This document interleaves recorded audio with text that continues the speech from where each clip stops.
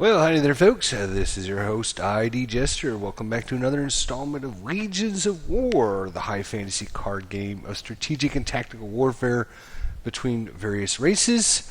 I am your host, ID Jester, and I am the creator, designer of this game, and hopefully you are enjoying this video series where I'm kind of introducing it to players out there. Again, your support is ultra important to make this a reality. So if you're interested, please do leave messages, thumbs up, let your friends know about it, and let's see if we can get something started with this.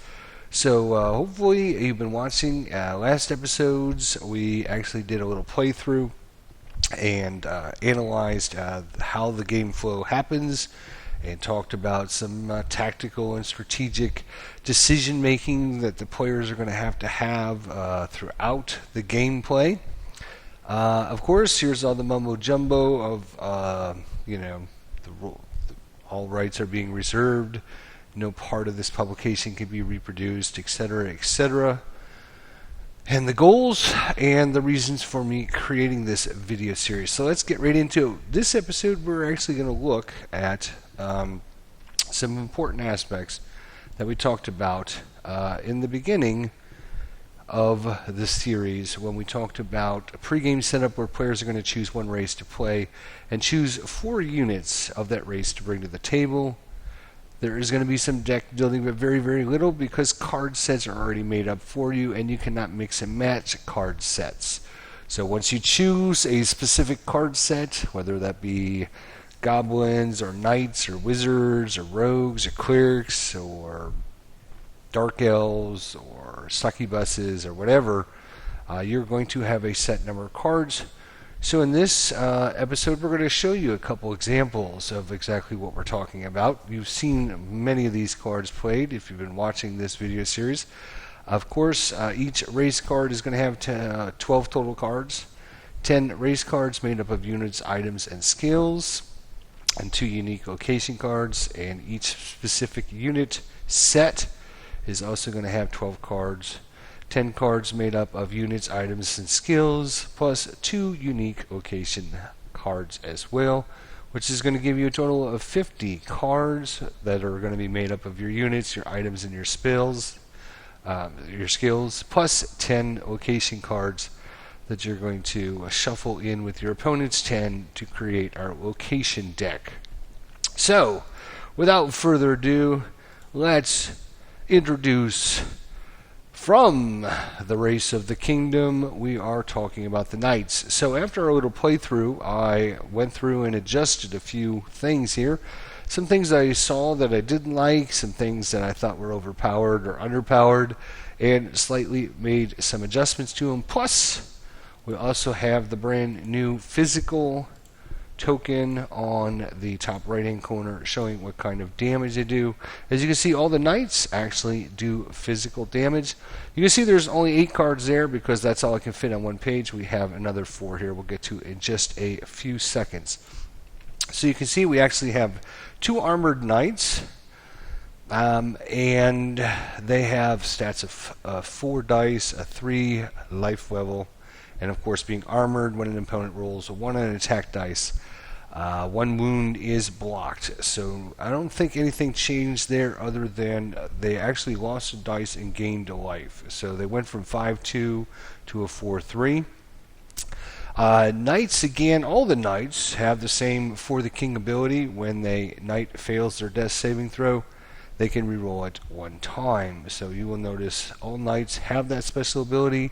But all knights are not created equal, because you can see we actually have 2 knights that have the Lance's ability, which can melee attack an opponent that is up to 2 spaces from the knight. So we have 2 of those units that will be able to melee attack units that are up to 2 spaces away. So some extra options for the knight. Then down here at the bottom, I don't know if we actually introduced these guys yet, but they are the Honored Knights, as I like to call them, because they have the Honored Sacrifice ability. The knight can take a wound and reroll any and all of its attack dice 1 time. So it can take a wound, reroll any non-hits, or maybe he rolled a bunch of ones that he wants to get rid of because maybe the enemy has a special ability when you roll 1. So he can choose any or all of his attack dice and re-roll them 1 time, but of course it costs him a wound to do that.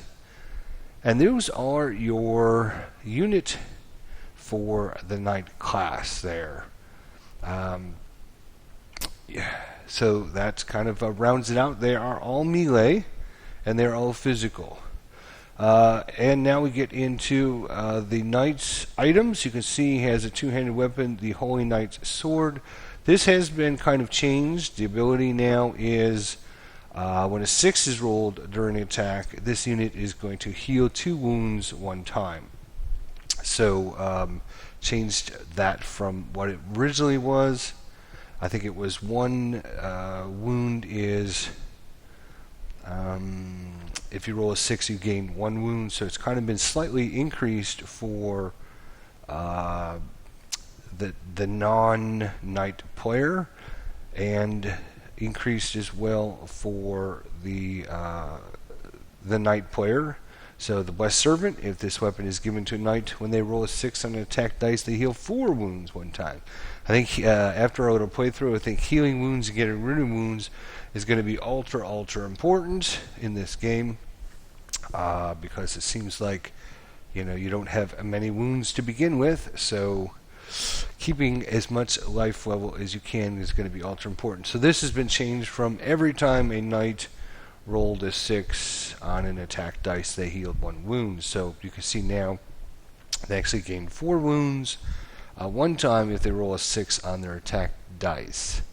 The Blessed Helmet has not been changed, so a unit wearing this helmet blocks 1 wound if a 1 is rolled during an attack, and the knightly defense that this item is given to a knight, then the helmet blocks 1 wound from each attack. So you can see right now we have 6 unit cards, and we actually have 2 items. And let's look at the remaining cards for the knight set. You can see we actually have 2 skills left. I don't believe, yes, we've seen this one. We have not seen this one. The Song of Hope. Play this card before activating an ally unit. Song of Hope. Choose an ally unit. That unit and any adjacent ally units heal 1 wound. Inspiring Hope. If one of the units chosen is a knight, then all units heal 2 wounds. Again, getting some more healing back on taking these wounds off of your enemies. And lastly, our last skill. Play this card before activating an ally unit. Quick swap, choose an ally unit. That unit can trade places with an adjacent unit, even an enemy unit, and the King's Horses. If this unit chosen is a knight, it can swap places with any other unit. So we've seen that in our little fight. And of course, the 2 location cards for the knight as well. The West Temple, when you win this location, you can heal 2 ally units and up to 2 wounds each. And the Wrong Path, when you win this location, you can choose 1 time to remove 2 random cards from your opponent's hand. Notice as I talked about, each unit set will have 1 arrow facing one way and then the other arrow facing the other way. So that way, when you shuffle in all the cards, you will have a 50-50 chance every time of getting to be the first player or not being the first player. So all in all, that is the knight class. If you choose the knights, obviously you have to choose the kingdom, and then you would choose the knights afterwards. And they seem like a pretty good set. The knights do have quite a few hit points.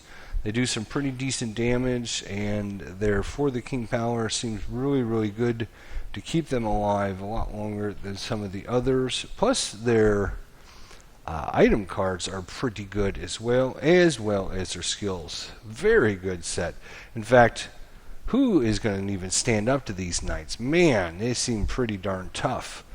I tell you what. But opposing the knights, we're going to introduce again to you guys the goblins. Now, the goblins have been completely redone, basically, from our last playthrough. I didn't like some of the abilities. that, in fact, the main ability of the Goblin, I did not think that was as good as it was going to be, and sometimes you just have to play and see how it plays out, and once you do that, then make your changes, and that's why playtesting is so important, because you can actually see all these things ahead of time. So now all goblins get the special ability, Goblin Swarm, which they had before, same name, but now it does something different. When a Goblin unit card is added to a battle, search your deck for another Goblin unit card and play it immediately for free, then shuffle. So basically when you play a Goblin down, you're going to get another Goblin, search your deck for it, and play it as well. And that second card you play is immediate and it is free. So if you had, say, 2 Goblin cards in your hand, you could actually get 4 Goblins in one setup phase, because one Goblin, the first Goblin you play, you would get your second Goblin, and then you would play your second card, which happens to be another Goblin, and you would get your another Goblin card for free. So you could have 4 Goblins out there almost immediately if you chose to play 2 cards. So obviously I think that fits more of the Swarm ability than what was happening last time. Sapper ability hasn't been changed. If you haven't seen that, basically the Sapper can choose to explode and kill itself before activation, doing 66, hitting on 3s and above against each adjacent unit. Roll for each unit. So very, very good. I think this power is going to be kind of the first of all, it does a lot of damage. Unfortunately, unless you can get goblins with enemies on both sides of it, that is ultra good, especially when they're sapper. We looked at the goblin captain here. Every other goblin unit attacks. Every other goblin unit gains +1 attack dice when a goblin captain is in a fight. So we kind of saw that when we did our playthrough there. That hasn't changed. I should mention again, we do have our new physical icon, and that's been added on. And of course we have some melee, and we actually have some ranged. We haven't seen the ranged ones yet, but we're going to take a look at those right now. These are, of course, the Cowardly Goblins. Before an enemy's melee attack, a Cowardly Goblin can move 1 space away from that attack and take 1 wound. They're up against somebody that they think they're going to take a lot of damage from. They can run away, basically, and take a wound for free. And they, of course, they are ranged, so being kind of with the Goblin theme, they're kind of tricky, sneaky, running around, swarmy kind of creatures, and that's what I was trying to get. I didn't think they quite had played that way, so as obviously I made some changes. One thing I don't think we had seen in our previous look at is the item that the goblins have, which is the Skull Staff. The Skull Staff, given to another unit, gives it +1 attack dice and reduces magic damage by 1 wound. It also adds a range and a magic damage type to that unit as well. So if we were to give the Goblin Staff to, say, this Crooked Teeth Goblin, it could melee attack, or physically, or it could range attack with the magic. So give it quite a bit of variety that way. Actually, if we give it to a Goblin, it turns into the Goblin Witch Doctor. If this weapon is given to a Goblin, they gain the Skull Staff bonus as well as they lower their attack hit by 1. So their attack hit again is this number here. So 4, you're going to lower that to 3+. So obviously making that unit even better. So if we were to give the Skull Staff to this Goblin, it's going to hit on 3+. It's going to have 3 dice, assuming there is another Goblin Captain out there. It would be up to 4 dice, and he'd be hitting on 3s, which are going to make the Goblins a lot tougher than they seem to be in the previous episode. I also changed the Cursed Pendant here. Basically, I just changed when you can activate it. You can play this card before a unit activates. So that way when an enemy goes to activate their unit, you can place the cursed unit on that enemy unit, and that unit only wounds enemies on a 6+. If that enemy unit is adjacent to Goblin, they also lose their next activation. So change that as well a little bit to make it more in line with the way I wanted this item to work out.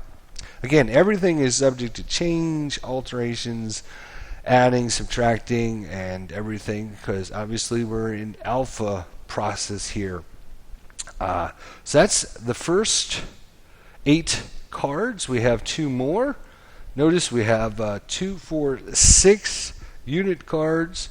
And notice the unit cards actually say small on it. That's important when we get into something else. When we look at our actual races, because they're a small unit, they're going to be able to ride on several other units, including wargs. So they're going to be warg riders at that point, and they're going to have a special ability that's going to go with that. So obviously, choosing wargs and goblins can be a very good combination. So we have 6 units. We have 2 items so far. Let's see what the last 2 items are. It's probably things that we haven't seen yet, and a big alteration. Here we are. This is the big boss. So you can see 5 dice and 4 wounds. Pretty hardy goblin there. Of course he is. He's the big boss. Of course he has the Goblin Swarm ability, and then also when the big boss goblin is in a battle, all other goblins gain an ability. This ability is a goblin can switch spaces with another goblin without activating. Again, giving them more of the flavor of being able to move around the battlefield and change spots and create all kinds of mischief and mayhem that I think goblins would love to do. So as long as the big boss is on there, a goblin can switch spaces with another goblin without activating. So it kind of limits where they can go, but you can kind of reposition goblins at your leisure as long as the big boss is out there. So obviously trying to kill the big boss might be a goal for your opponent, but hopefully he's got enough health points to stay out there for a little while.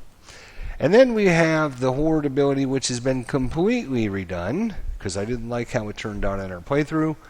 But this card, play this card anytime before a battle begins, but after setup is complete. So we've been changing the cards from the fight over to the word battle. So before a battle begins, but after setup is complete. So the Horde ability is add 1 unit from your hand to this battle at the end. And then the Goblin Horde is Horde, which means they get to actually do this. And if you have a Goblin unit card, you can play that card at the top of the round. So it doesn't sound like that big of a deal, but remember, the Goblins have an ability. When a Goblin unit card is added to a battle, search your deck for another Goblin unit card and add it immediately for free, and then shuffle. So when you hoard, you're going to add 1 card to the very end of the round, and then if you have a Goblin card, you can play that at the start of the round, but then you can bring in a second one at the beginning of the round as well. So you can actually add 3 units for this card there, and basically kind of throw maybe your opponent off Keter, because they wouldn't be expecting that. Obviously, if they've played against goblins, they might know that you have that ability. Obviously, we only have 1 card, so we're only going to be able to do this 1 time, but if we get a couple goblins in our hands, we can start playing them down and searching our deck for other goblin unit cards, and then get a couple goblin cards in our hand, and then activate the Horde ability once the battle is ready to start, which could be kind of interesting because if we actually, I don't have it loaded up. Let's go to just thinking out loud and just coming up with strategies here. Here's our last playthrough. Now remember the setup process here. Arrow points to first player. First player plays 1 or 2 cards. Second player plays 1 or 2 cards. Continues steps 2 through 3 until someone passes. Let's say none of these cards are actually out there. Let's say the goblin player started, and he played a goblin. Boop! So the red player then plays a knight, and then the goblin player passes. Well, the red player can only play 2 more cards. So, right now it's a knight versus a goblin. So maybe he thinks I'm up to something. So maybe, if he brings in 2 more units, then he's put a lot of resources into this one battle. I might just let him have this one, but he's not going to have as many cards to play for the next battle. So knowing that, maybe my opponent is only going to say, well, I'm just going to add a monk and then I'll be done. So it's a knight and a monk versus a goblin. Then I play my horde ability. I get to add 1 card at the end, so maybe I add my jade spider here that happened to be in my hand, and then I get to activate and bring in a goblin at the beginning of the round, because I actually have a goblin in my pile here somewhere. Here we are. And because I'm bringing this one in, I can bring in another one in for free, which can be we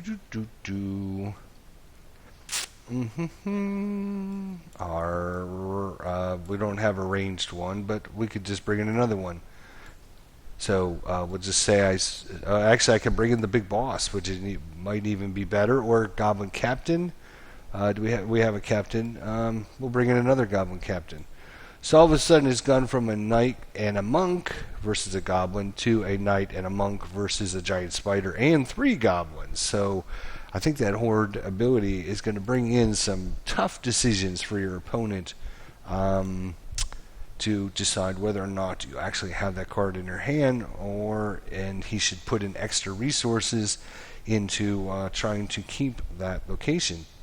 Obviously, he might not think you have that card, and he might just say, okay, well, we'll have my knight go up against your goblin, then I can play my thing, and now all of a sudden, bam, I'm going to, probably overwhelm the knight now. I've got the advantage on him. So lots of tactical and strategic decisions to make on that. So let's see how that goes. Obviously, everything is subject to change.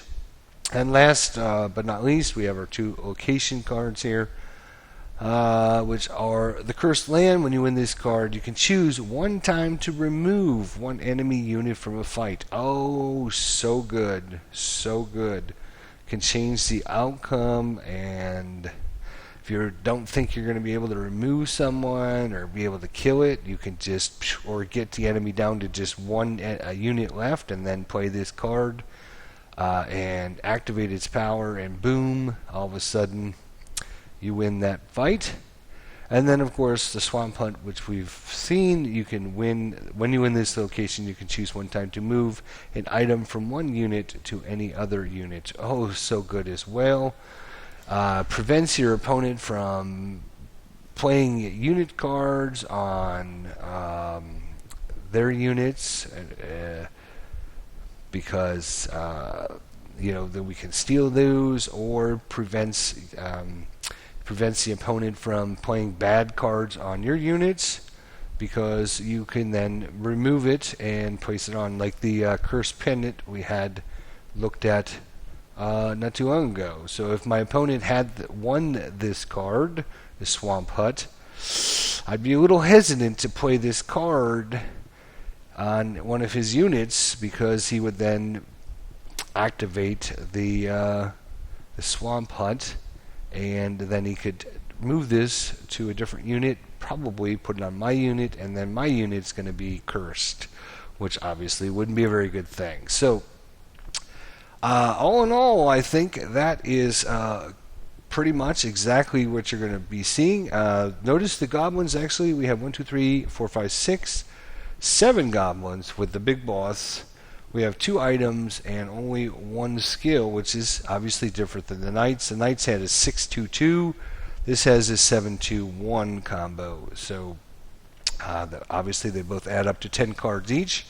And of course they both have their 2 location cards. So super interesting. I think that if we were to have just a fight between the Knights and the Goblins, it would be really interesting now to see how it turned out. I think the Goblins got a little bit stronger with a few of the changes I made, and I think I even adjusted a few of their stats. I think one of the options, this I think was a 5-3, and I actually added another point here just to give the Goblins a little bit, a little bit boost on one of their units there. And all in all, I think the change on their main ability is going to be huge, because you're going to be able to play Goblins, pretty much, until you run out of Goblins in your deck. You have 7 of them, so you got to keep that in mind. Once you run out of Goblins, you're going to be able to get at least 3 Goblins for free, because you can play 1, get 1 for free, play 1, get 1 for free, play 1, get 1 for free. When you play this one, obviously there won't be any more Goblins, unless somehow you're able to get them out of the discard pile back into your normal pile. So again, that might be a good combination to look at when we're looking at our different races. Obviously, with the Crooked Teeth, the Goblins here, as we talked about, they're going to have a good combination with the Wargs, because they're small. Small creatures can ride as riders, giving bonuses to the Wargs and the Goblins, actually, which is going to make them pretty tough. But maybe there will be another Crooked Teeth race out there that is going to have the ability to take units out of your discard pile and add them back into your draw pile. So then you could just keep Goblins swarming and Goblins swarming and Goblins swarming. Of course, you can go away from the Goblin swarm, and maybe you want to go with Orcs and Ogres and Bugbears, and maybe go with tougher, more resilient, do more damage type of creatures, or maybe a combination thereof. And that's the only deck building that is involved, is basically trying to find out what units work well with other units, building some kind of strategy between them. Obviously, Goblins and Wargs are obviously going to work well together. Maybe Shamans have the ability to bring units back to life and out of the discard pile and back into your normal pile. So obviously Shamans and Goblins then work pretty good together. But then again, Shamans would work good with every other. So the only really deck building is just trying to find out of your race what units kind of match really well together, which ones kind of help one another defeat your enemy. And of course, it all depends upon what enemy units you're up against, what enemy units you're fighting, what resistances they have, what resistances they can cause to you. Obviously, with the Skull Staff here, we can have our units be more resistant to magic attacks. So if my opponent chose lots of magic dealing damage creatures, obviously that Skull Staff would be ultra important. If my opponent chose mostly physical damage dealers, then obviously the Skull Staff isn't going to be quite as potent than it would be. So it all depends on how your units coincide and match up and play against, and then compare that with the units that your opponent brings to bear, and how well those units all match up and coincide with your units. And then of course it comes down to strategy and tactics play on the battlefield. So again, folks, thank you so much for watching. Do appreciate it. Again, your support is ultra important to this. Obviously, if we ever want to see this get off the ground, we have got to get a lot of people interested. We have to make this a endeavor that lots of people are interested in. And hopefully, through your efforts and my efforts, we will someday sit down and have a live stream of us playing this with one another live and in person. Either the computer version, which I think would be a great adaptation, or of course, and/or a board version as well. So, totally need your support. Be sure to like, comment, give a thumbs up on the videos. Seriously, I can't tell you enough. When people see that a video is liked and it's gotten a lot of thumbs up, they're more willing to watch it. So please do that. Spend just a few minutes. If you don't do anything else, if you really are interested, email people, post messages on different forums and everything, and let's see if we can get lots of people interested in this. And obviously, the more people that are interested, the more game developers would be interested in publishing it. So hopefully one day, I don't think this is going to happen overnight, but I'm hoping that sometime in the future, we will have Legions of War in your hands for you to play sometime. So thanks so much for watching again, and we'll see you guys in the next episode.